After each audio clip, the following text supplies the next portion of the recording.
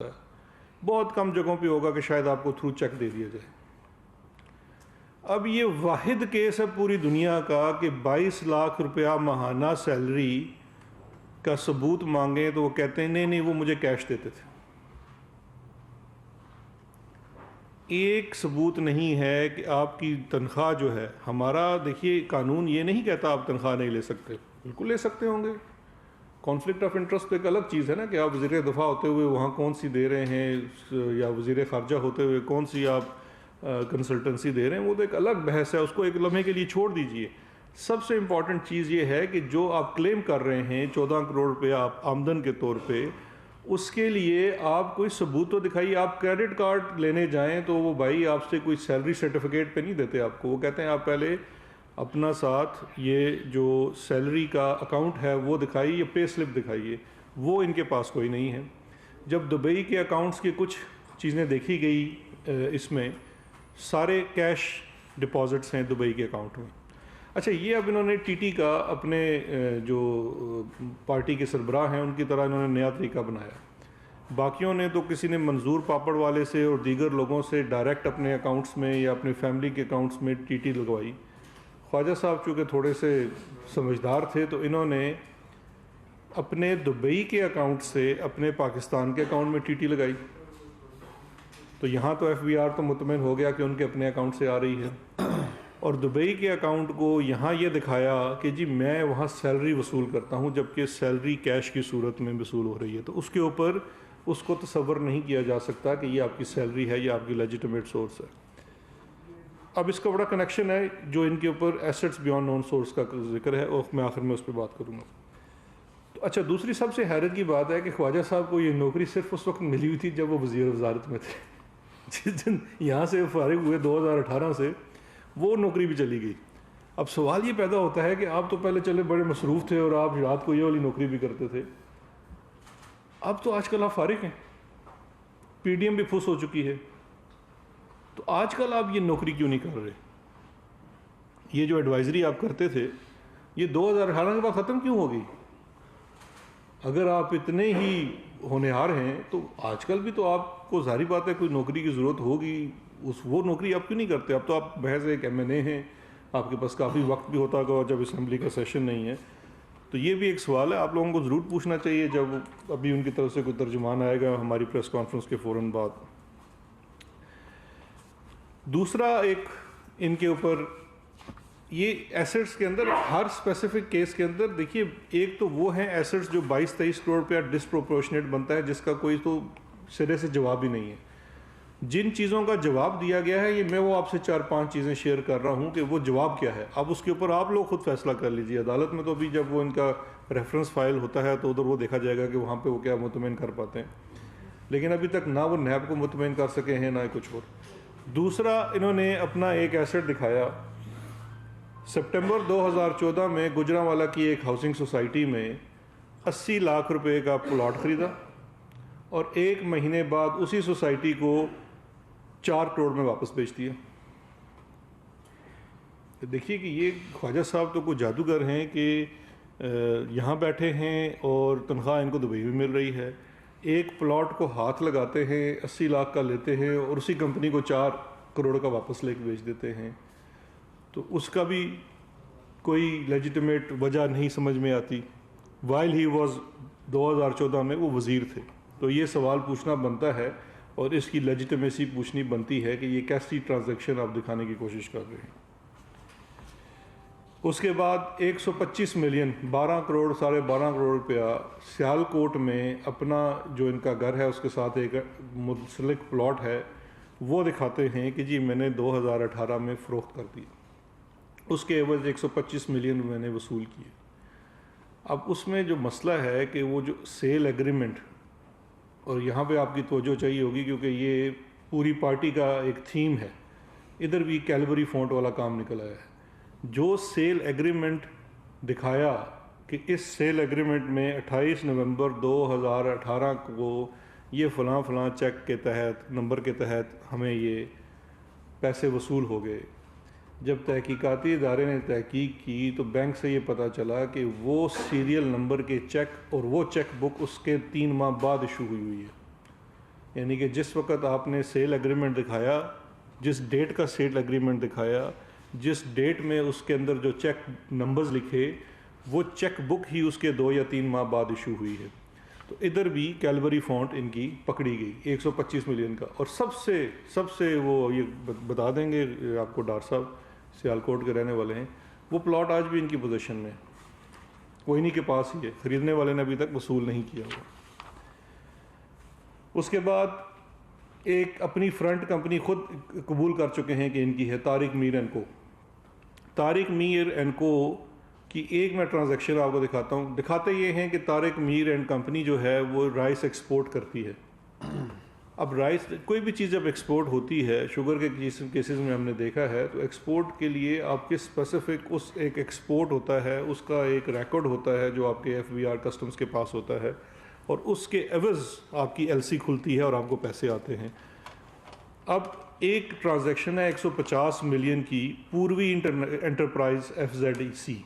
پوروی enterprise یہ you اے ای کی کوئی کمپنی ہے، کوئی انڈین کسی کی کمپنی ہے، اس کی طرف سے طارق میر جو ان کی خود یہ کہہ چکے ہیں کہ جی میری کمپنی ہے، میرے نام پہ یہ ساری میں یہ بزنس کر رہا تھا، اور اس کا یہ کلیم بھی لیتے ہیں کہ یہ میرے ایسٹس ہیں. اس کو 150 ملین وصول ہوتا ہے، اس کے عوض کوئی رائس ایکسپورٹ نہیں. اب آپ کلیم یہ کر رہے ہیں، تو آپ کو جو باہر سے پیسہ آ رہا ہے ایک پوروی کی انٹرپرائز نامی کمپنی کا، تو وہ آپ کو کس چیز کے عوض وہ پیسے بھیج رہی ہے، یہ سوال پوچھنا بالکل بنتا ہے تحقیقاتی اداروں کا، اور اس کا آپ کے پاس کوئی جواب نہیں ہے. اچھا جی، اس کے بعد جو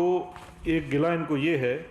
کہ جی ان کے اوپر تو محض صرف 22 کروڑ روپے کا کیس بنایا گیا. تو یہ جو نیب کا جب ان کا جو فزیکل ریمانڈ کے لیے جو یہ کورٹ آرڈر ہے، جس کے لیے ایک اپلیکیشن دی جاتی ہے، اور وہ جو گراؤنڈ آف اریسٹ جس میں لکھے جاتے ہیں، اس میں بڑا واضح طور پہ لکھا گیا ہے کہ 48 bank accounts in his name and in the name of his family and بے نامی دار namely Asad Khawaja, Musarrat Asif Khawaja wife having credit turn over of rupees 1450 million approximately, یعنی کہ تقریباً 1.5 ارب روپے کا اس کے اندر ٹرانزیکشن ہوا ہے. اور جس میں accused has also cash deposits of 223 million in his bank account.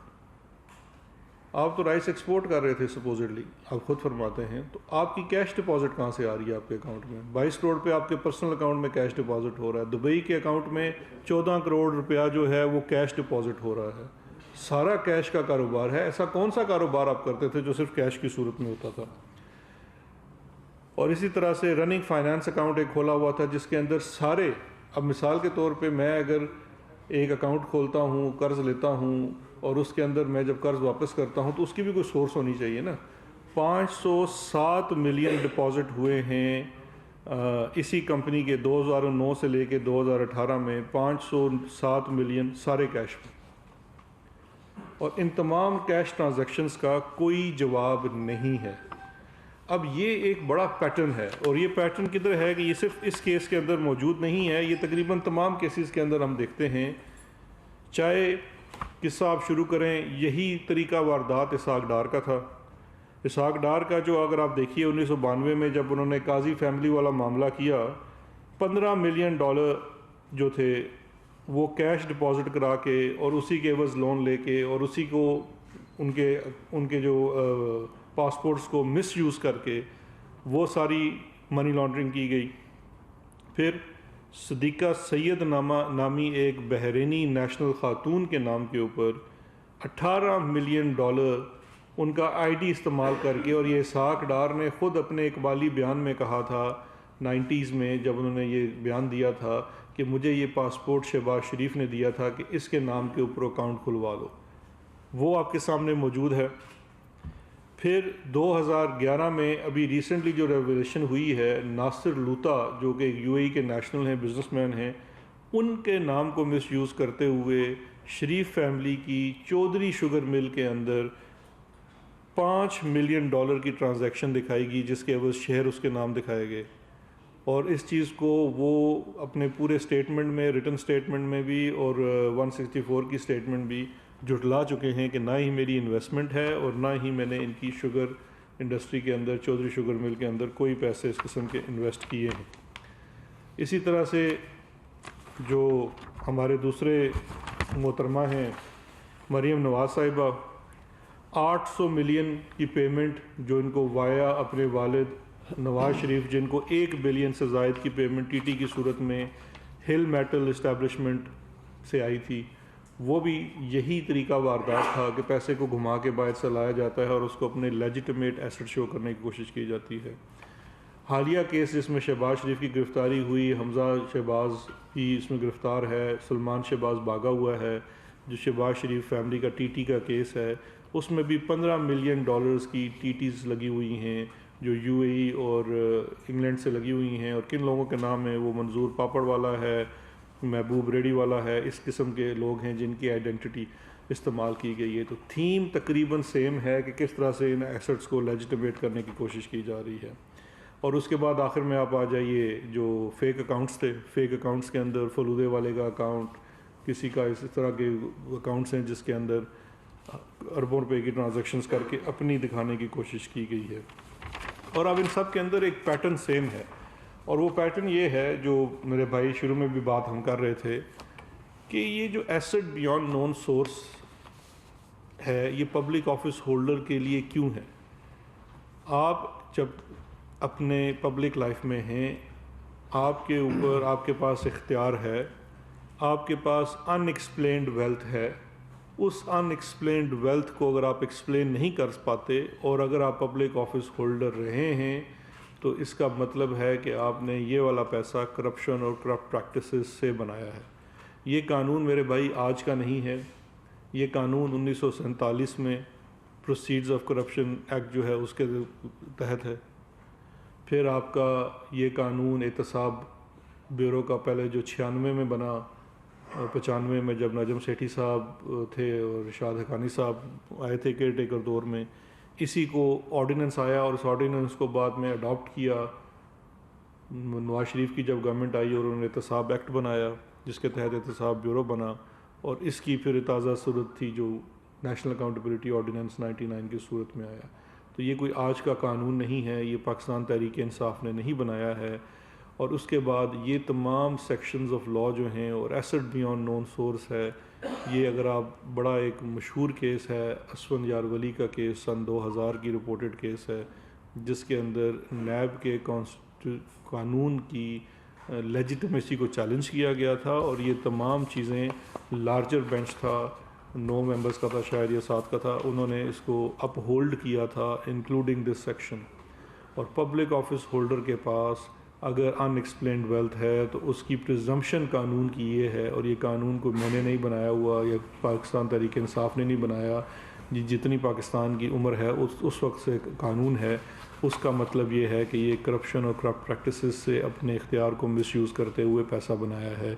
کیونکہ ہمارے وہ ممالک جہاں پہ ڈاکومنٹڈ اکانومی نہیں ہے وہاں کرپشن کے ڈائریکٹ ثبوتوں کو ڈھونڈنا مشکل ہوتا ہے، تو اس لیے یہ پریزمپشن لاء میں موجود ہے، اور یہ بڑی لیجیٹمیٹ پریزمپشنز ہے، اور انہی پریزمپشنز کے اوپر بہت سارے کیسز بنے ہیں اور پروف بھی ہوئے ہیں۔ تو اس لیے ابھی آپ سے ڈاکٹر صاحب بھی اس پہ کچھ تفصیل سے بات کریں گے، میں ایک آخری پوائنٹ ایڈ کرتا چلوں۔